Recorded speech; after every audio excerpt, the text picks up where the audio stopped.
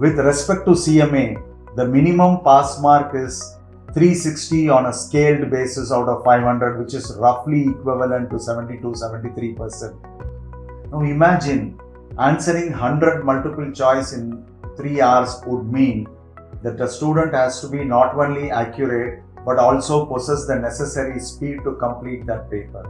Upon completion of the multiple choice questions, a student has to solve the descriptive part, which comprises of 2 descriptive questions, with each descriptive question containing about 5 to 6 sub-questions. All these 10 to 12 questions a student has to complete in a duration of 1 hour, which again would mean he has to have thorough conceptual understanding. Come to Finspire. We will inspire you and transform your lives.